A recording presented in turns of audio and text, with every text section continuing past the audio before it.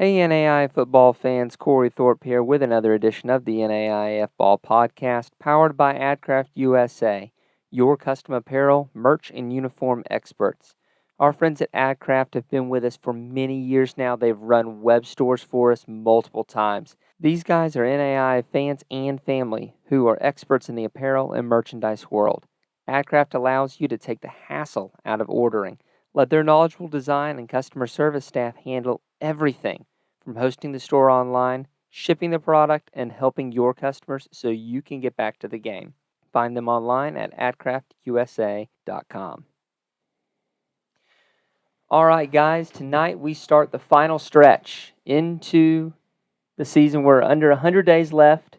Yeah, I believe tomorrow is exactly 90 days. Yep, until the paint bucket game between Valley City and Jamestown. Yep, August 25th, we got two big games.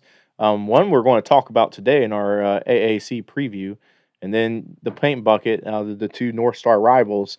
Really excited to get that going. Just exciting times. 90 days away starting tomorrow. You got kids. I'm talking to a lot of coaches, Corey. Sounds like a lot of football players or NAIA players are staying home. Staying on campus instead of going home this year. I know I was talking to Faulkner University the other day, and they had a lot of kids that are deciding to, pick up a summer job, pick up some summer courses, be really fruitful. And I think that's going to really show for their season. And I have a feeling it's the same way NAIA wide. As we evolve as a sport, 10, 15, 20 years ago, these kids are all going home, loving on their parents, loving on their family, getting a summer job at home, which is all fine and dandy. But I think now in 2022, these kids are realizing that I only get so much longer of this, and this is over. Football is not a game that I can play a pickup. I just can't go pick up pads and go play out in the rec park. So it's awesome to see that. And the coaches are happy about that as well, because anytime that you get to have your kids there where they're going to be, where you can see the workouts they're doing. Right. You're not just relying on just a booklet you gave them. Right, exactly. And they're being held accountable where you can see them right there. And, even with the tech today, even if they do go home, they're meeting constantly and communicating with these guys, making sure. But, bottom line, I'm excited to talk some Appalachian Athletic Conference football. So a couple of things to note before we get going here is that, of course, as always, we are brought to you by and powered by AdCraft USA, your custom merch, apparel, and uniform experts. They do a fantastic job. We've said it before. They've done a couple web stores for us. They are the best in the business. The other thing that I want to bring up is that, John, I looked at our YouTube stats the other day, and we're close to 500, right? We are close to 500. Would you believe that about 85% of our watch hours are by people who are not subscribed to the channel? That's absolutely insane, because if probably at least half of those that watch that aren't subscribed, man, that would make a world of difference and a way to support us for free. Absolutely. You don't have to be a patron to support us. You can support us for free through YouTube. And guys, when we are able to do the monetization, yes, it's going to mean an ad or two for you, but that's going to increase what we can do in our coverage of NAIA football. It's going to allow us to get better gear. It's going to allow us to we're hoping travel. In 5 to 10 years, we're doing a weekly thing. Right, exactly. And I would love to speed that process up faster. I know the kids would love that. As we go along, the kids that we're covering today, we're going to come successful alumni, and I know that they appreciate us. And, give to the kids now that you wish you had. That's the reason why I started and why Cory joined along with me. It's basically a service. We're not asking for anything crazy. Even for our patrons on patreon.com, all we ask is, for $1 a month, which is, inflation rates is a McChicken, a little bit more than a McChicken now a month. We're not trying to price gouge anybody for money. We're just trying to do a service here, which I played NAIA football. I know I wish I had a voice with the controversy of NAIA ball or baseball brothers over there and NAIA itself. It's important to have independent media cover these kids. Absolutely, it is. We see that the love they're getting poured out, and rightly so. They are the OGs of the NAIA sports space. But let's get to the getting here, and let's talk about the AAC a little bit different. John, why haven't we talked about the AAC before? Well, Corey, the AAC is separate for other sports other than football this past few years, and now they have finally split off from the Mid-South Conference, which was a wing of the division of the Mid-South. Now they are by themselves. And from what we've talked to people, this has been a long time coming. They had announced that they were going to do this several years ago. Right. The folks I feel worst for over here is Faulkner. Yeah, Because absolutely. those poor jokers just got into the daggum Appalachian just to be booted back to the bluegrass. They will have been in every Mid-South division over the past 3 years. Right, and now they're back to traveling up to Kentucky. And look, you probably know better than most. That's not something Faulkner likes to do. Yeah, well, not only is it costly, but it's absolutely exhausting taking, anywhere from 10 to 14-hour bus rides. Yeah, that's not fun at all.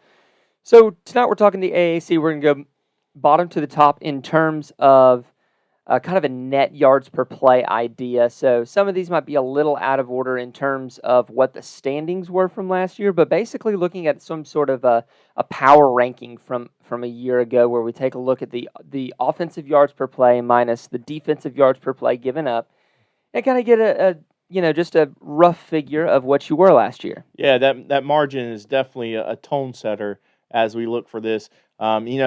I will say this isn't like FBS football that you guys see covered, where they absolutely know who's coming back. Sometimes we might miss because, like we said, there's not much coverage on these guys. We are the coverage. Yeah. And if we don't have it, I guarantee you no one has it. But we've done a great job staying in contact with these coaches and seeing who's returning.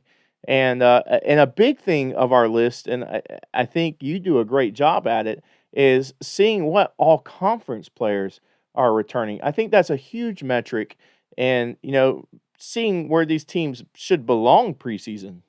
So the only one that we really do know for sure and certain, within 5% kind of doubt, but we're very certain about is going to be Reinhardt, and the only reason that we know that one as well as we do is because I literally asked the head coach like a couple months ago. Yeah, and Coach Miller over there is absolutely awesome in communicating with us. Absolutely. So let's start at the bottom here. We have the Point Skyhawks here out of the Alabama-Georgia line, as it were. Yeah, so Point's an interesting place. They're in West Point, Georgia on campus, but they play their football in Valley, Alabama, right on that Georgia-Alabama line. That really screwed me up when I tried to go visit them. And I go to West Point, Georgia, and there's no football field. No football field. It's a really cute downtown. Right, absolutely. Yeah, West Point, Georgia is an absolutely gorgeous place on the line. But it's like 15 minutes away in another state. Right, absolutely. So, kind of weird there.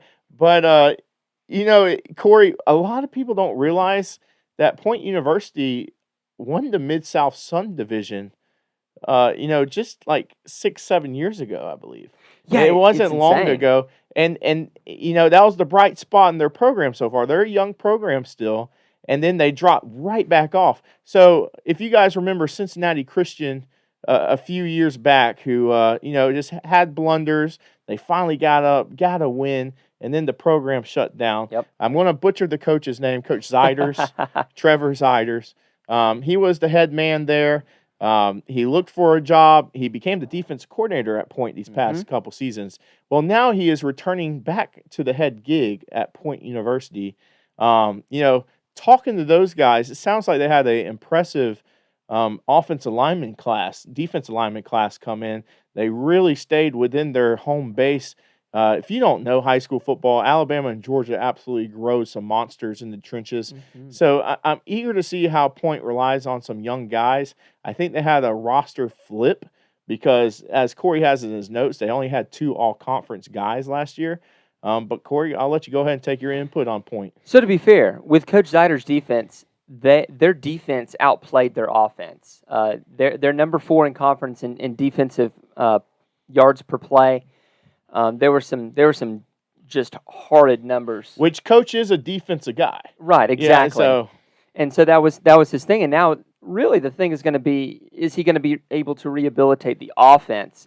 You do return Aaron Anderson at your linebacker position, who had a pick along with 80 tackles and 6.5 tackles for loss a year ago. But you lose a defensive lineman in Parker Clemens, who did have 7 tackles for loss and 2.5 sacks in a forced fumble. So there's really nowhere to go but up. Gabriel Jaquan Duffy was Freshman of the Year in the Appalachian Division there with 2 forced fumbles and 13 sacks. Absolutely. One thing I'll say about Point, and I'm really positive on him this year. Like I said, the OLDL class coming in, but Coach Tabor, the offensive line coach, who is a Point alum, who's seen success there before, I think he's a big piece to the puzzle. Because honestly, Corey, in the NAI, if your offensive line coach isn't one of your top coaches on staff, you're not very good. And I hate to say it, I'm an offensive line guy. Your offense defense line is what wins games. And I think that's what Point has going for them. They got a great offensive line coach. They got young guys coming in. Can they be competitive? I think so, but I think they might be a year away. Yeah, I mean, and to be fair, there's a lot of room to grow in the Appalachian.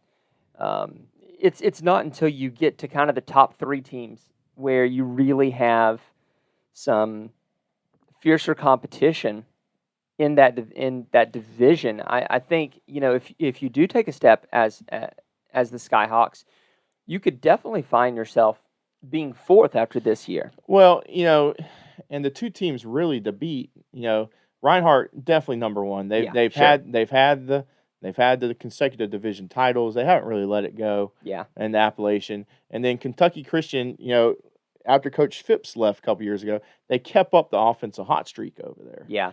And their defense came out of nowhere. That's one thing they improved on when Phipps left. Yeah.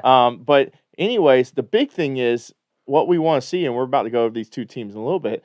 Who comes out on top of Point Union and St. Andrews? That is really the big question. Yeah. Who gets out of that grouping there? Now, Union here at number 5 had a great rushing attack. They picked up Isaiah Wright, the last chance U alum. And he's still got, near as I can reckon, he's still got a year of eligibility left. And that Union running attack was really good. Oh, yeah. What year was he again, Isaiah? I want to say he was like that. I think he was a freshman. Yeah. He came on the scene out of nowhere. He started out red hot last year. A little small note talking about NAIAFBALL. I saw where Union Baseball is building a players' lounge. Nice. I'm wondering if the football program has something cooked up over there. We'll have to see. Union was 5th across the board, 5th in offense, 5th in defense, 5th overall in net yards per play. Isaiah Wright's really the guy on offense. Went over the 1,000-yard mark with 12 touchdowns a year ago. Look at their defensive line, though, with 2 D linemen that got all conference nods for the Bulldogs, Davon Moore and Laron Mugashi there. You do lose Taryn Cox in your defensive backfield, and really, he had a nose for the ball with 9 pass breakups. But this is really the thing, as we talked about with Point, where are you going to land in kind of this bottom half of the Appalachian? Well, it really depends on quarterback play, to be honest. Isaiah Wright was the first NAI All-American for Union since 2010. Wow. So it's been over 10 years since that happened. So definitely impressive from the youngster. It just depends on quarterback play. Can something balance that out? Yeah, you've got to have it there. They weren't great in the air. You didn't have to with Isaiah Wright controlling the game. But now you have St. Andrews here. Was 500 a year ago. They had a good offense last year, and they do return a all-conference running back and an all-conference lineman. Their defense was last in the Appalachian, gave up almost 7 yards per play. Jeez. And so now they have a new head coach to go along with it. Right. And so the Knights are looking to kind of reset, and we'll see where they go from here. Well, I think, like you said, they open with Lindsey Wilson to start the season. Yeah. I mean, that's a big one. And then after that is Campbellsville, who's going to be improved. You know, that's why we're so focused on who's coming out of this group of three. Whereas, St. Andrews has showed promise in the past. They've had some really good offensive weapons, but they've just never been able to put anything together. What I'm really excited for is St. Andrews also gets a chance to play one of those Division I teams in Davidson, the home of Steph Curry. Yeah. So, Do you think they can kick field goals, the three-pointer? Yeah, who knows? But St. Andrews does lose Kashar Cohen's. They're almost a 1,000-yard receiver and an all-conference offensive lineman in Myron Jones. But so looking at this bottom half of Point Union and St. Andrews, really and truly, I would almost expect, because of the new head coach and everything that's going to go with that, for maybe St. Andrews takes a step back out of this group. And you know as good as I do that the facilities aren't the best there.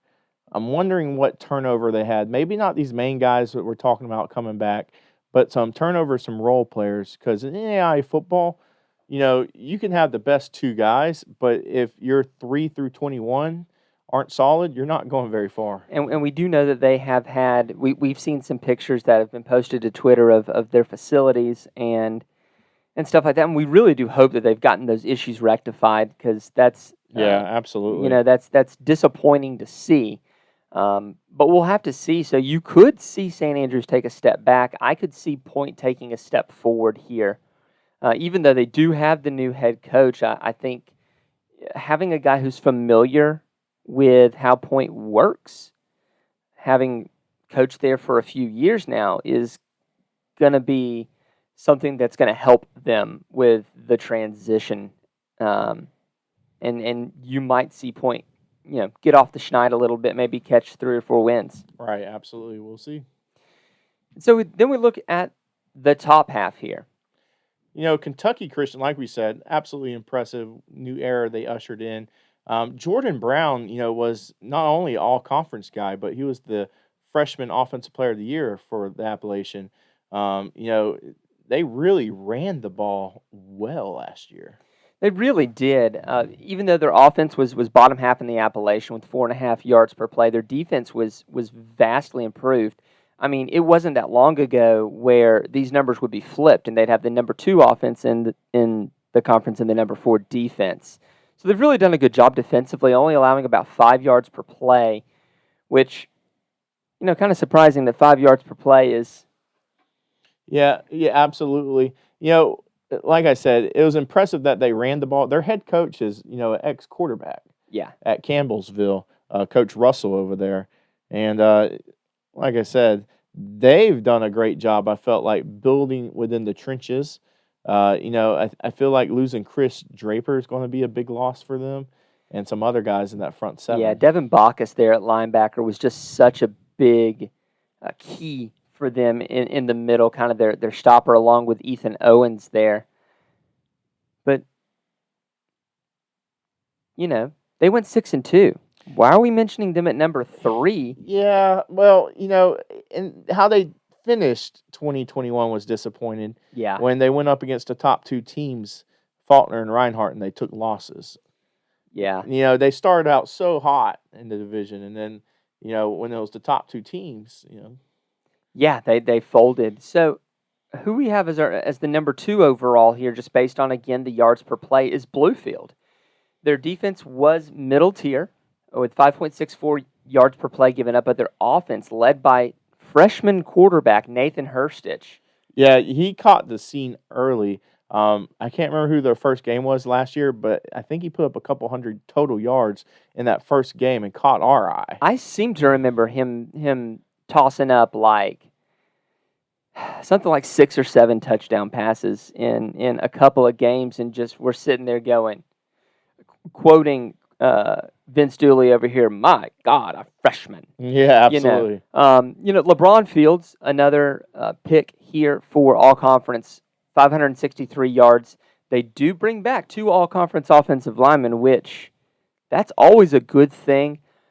They had about 6.19 yards per play offensively, but they lose their big defensive stopper, DeMarcus Wimbush, who was, I hate using the word multiple, but Wimbush had his hand in the dirt. He'd play Right. linebacker. I'd seen him play slot and a little bit of that, maybe that star role at Bluefield, and now he's gone, and with him 126 tackles, 2 forced fumbles, and 3 picks. Well, and flipping back to the offensive side, I think one thing that really hurts Bluefield and especially Hurstich over there is the loss of Jaquan Ebron at the wide receiver position, who swept a lot of awards last year. Yeah. Made a big deal that really helped that young quarterback out. A lot of that yards, a lot of it was contributed to him, and even when he wasn't getting the ball, he caught the defense's attention.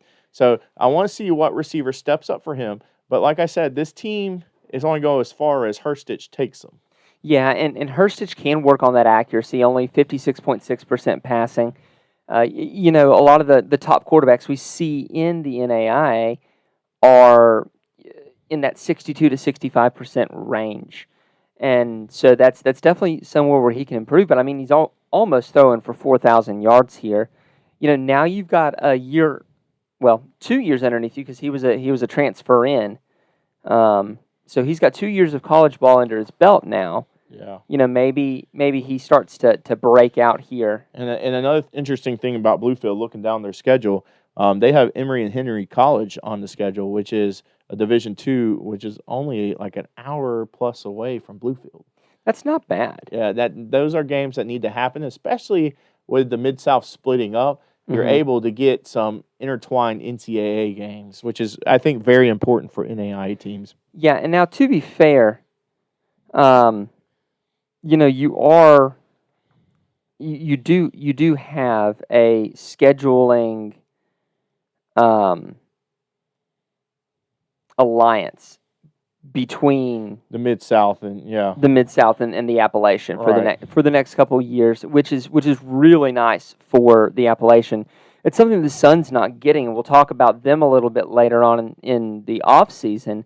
But you're seeing teams like Kaiser having or picking up games against Division II absolute juggernauts over here. Absolutely. And so that's something the Sun Conference just isn't getting, and we'll have to see how that plays. But the elephant in the room and the returning champion, several years running is Reinhardt, and really and truly, the question, I don't know that the question is, especially now that you've lost Faulkner. Yeah. I don't think the question is who's winning No. the Appalachian. I think the question is who is going to make that 2 through 6 jump that starts the ascension to where in a couple years they can make Reinhardt nervous. Which I don't think anyone's close to Reinhardt. Just keeping up with Reinhardt during the spring, which, they do an awesome job, keeping kids in Georgia to them, and those NAIA D3, D2 level kids, which, they lose some D2 kids to other state of Georgia schools, which is what it is. But those NAIA level kids, they're coming to Reinhardt there if they're in the state of Georgia. But another thing I liked is that Coach Miller told everybody that if you see a single-digit number in the fall, that means they really had to earn it in the spring to wear a single-digit number. You do lose a lot. You do, and this is the first Reinhardt team we're going to see without Billy Hall. I think he was at least a 2-year starter, maybe 3. He was definitely a 3-year starter. Yeah, because of the COVID season. Correct? Yeah, Yeah, and he really did. 2019 COVID season 21. Yeah, and he got better as it went along. Very much so. You remember a few years ago where they were absolutely one-dimensional, and then last year they really changed it up to where he threw for 1,670 yards. Yeah, and was such a weapon. I remember that game against Faulkner. Faulkner could no longer key on Billy Hall running the football, even though he did. Right. They couldn't key on that, and they had to look, and they had to cover everyone else. It's going to be a big loss here for center Jake Brock. That's been a 5-year guy. Absolutely. For James Miller. And centers are just the communication down the line. They call the fronts. They tell the assignments. But what what we know about Reinhardt, Corey, is that their brand of football is always super physical. They're coached by offensive linemen. We just said earlier in the show that if you're going to be good at NAIA football, your offensive line coach better be high up on the staff, but you're going to be even better when your head coach is an offensive lineman guy. Reinhardt starts their schedule out in 90 days, starting tomorrow against Faulkner University on August 25th. That's going to be a heavy measuring stick game. They won that game 14-6 last year, and we'll know how good Reinhardt is after that game. Which they've had a winning streak against Faulkner. I don't think Faulkner's beaten Reinhardt since 2015, and they've played consistently. Since then. My one big burning question for Reinhardt is, especially if you get a guy who's a little more of a pocket guy, right? Or a little more willing than Billy Hall was to throw the ball, especially early in his career. Is can someone not named Navari Solomon step up? Because that was the one thing I think that hampered them in that Faulkner game. Was Faulkner did a really, really good job of covering Navari Solomon. Now, Solomon did get deep on him and beat him for a touchdown pass. Right, absolutely. But that's and I think one thing we're really missing here is that Reinhardt almost has a no-fly zone. With their they had 4 all-conference defensive backs last year, and 2 of them are returning. 5 interceptions are returning. Yeah, and that's always a huge deal. And it starts up front with John Perry on the defensive line, 2 forced fumbles, Kenneth Lowry getting in there with 2 forced fumbles of his own. That defense plays into the hands of their offense. I absolutely agree. Because Reinhardt's going to try to – they're not going to play slow, but they're going to grind you into a fine powder. Right. And, a big thing to this puzzle, too, is flipping back to the offense. They just hired a new offense coordinator this offseason with Povilish, who's, had championship pedigree at Delta State over there in Mississippi and southeastern Louisiana.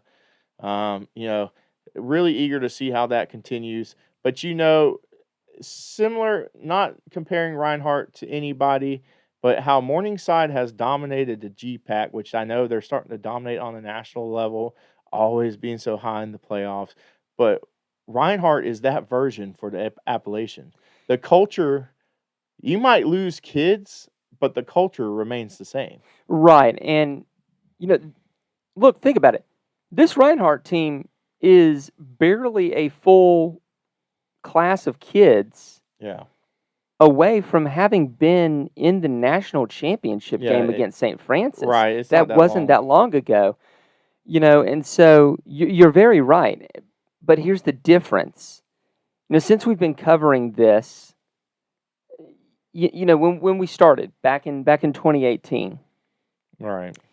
In the GPAC, you had Morningside and then you had Northwestern, who was at the very least going to have a winning season, right, and maybe not always challenge Morningside. But now you've got a Northwestern team who is challenging Morningside every time. Their games are always one score. Right. You've got a Dordt team that's coming up that is making life really nerve-wracking for both Northwestern and Morningside.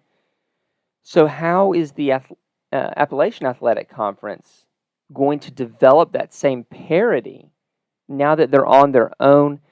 Will being kind of in their own conference now make it to where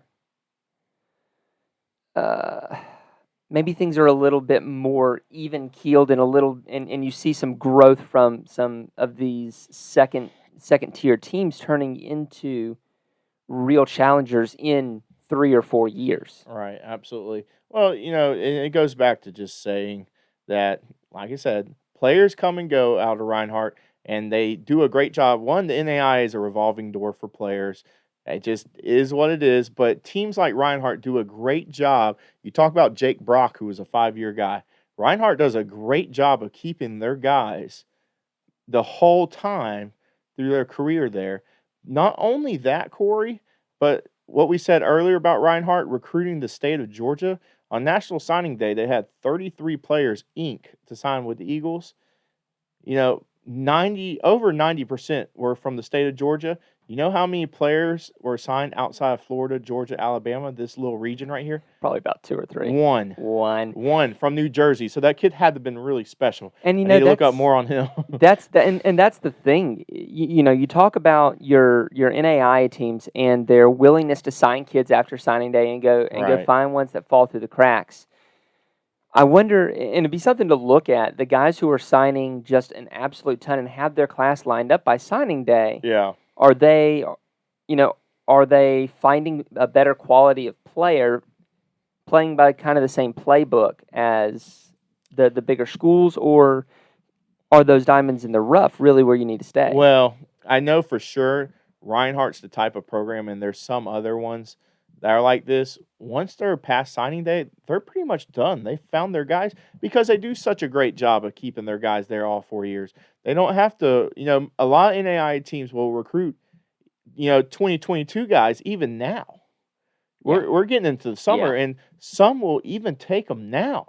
Whereas Reinhardt's like, well, we got our team. We're ready to go. That's what a successful program looks like. They identify the recruits they want that they think fits their system, and they go get them.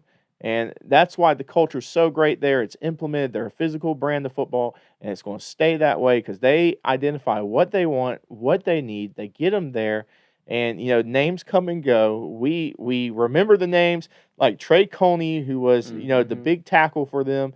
Very impressive. Reinhardt's going to find another Trey Coney. Maybe not 6'4", but, very physical. Yeah. So I think how we should button this one up is generally how we do. We choose ourselves our pick to win the conference, and then we pick a dark horse. Okay. Obviously, I think we're both going to pick the same. Yeah, Reinhardt. Reinhardt's you're so biased. You're wearing their shirt for this preview. I mean, my Reinhardt raincoat, because it was raining, is over there. Yeah. So those guys set us up good. No lie. Yeah. Thank you guys. And so I try to at least match the theme. That's right. So and I mean I you might not be able to see it, but yeah, I got the Reinhardt. I got the Reinhardt background. I tried to say themed. Who's your dark horse? I want to go with Union, but we got a new head coach there. I love Isaiah Wright. I love that they bounced back. 2 years ago, that was a winless football team. I think it's going to be between me. It's going to go between Bluefield and Kentucky Christian. But I think I'm going to go with Kentucky Christian, go with the Knights over there. All right, good, because I'm picking Bluefield, even though they were 1-6 a year ago. Yeah. I think they found their guy, and getting the right guy at quarterback is so important, because then you don't have to worry about that, especially a guy who's just a sophomore. You can build around that. You can kind of pick your spots on offense with players that you want to bring in. Right. But you can really focus on building your defense and making that much better. Not that it was bad, but you were losing a huge piece in DeMarcus Wimbush. Cory, I'll button it up like this. I like our dark horse picks. Really, we're just picking for number 2 here. Basically. And we're not here to make you guys feel good. We're here to give you guys adequate coverage. We don't want anybody to feel like they're world beaters. But, Cory, you talked about your dark horse. Your dark horse, Bluefield, even though they finished 1-6, they were the only team besides Faulkner to hold Reinhardt within 2 possessions within the conference. And that was so, I mean, which Faulkner lost by 8, but right. Bluefield was the only one in the stratosphere being close to Faulkner. Right. And that's because they had enough offense to offset it. Yeah, exactly. And they didn't get picked off and force fumbled as much as some of the other ones did. Which this year's a whole new year. So I'm excited. I know we have a few coaches we'd like to talk to in this conference. But we're ready to get it going. 91 days tonight, probably less than 90 when this gets posted. We're excited.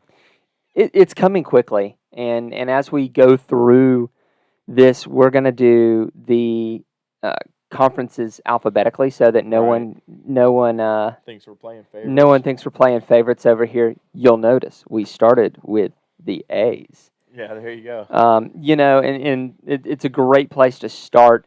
But join us as we go through the rest of these. Again, if you're watching this on YouTube, please subscribe. We can't overstate how much getting that monetization level is going to be just huge for us.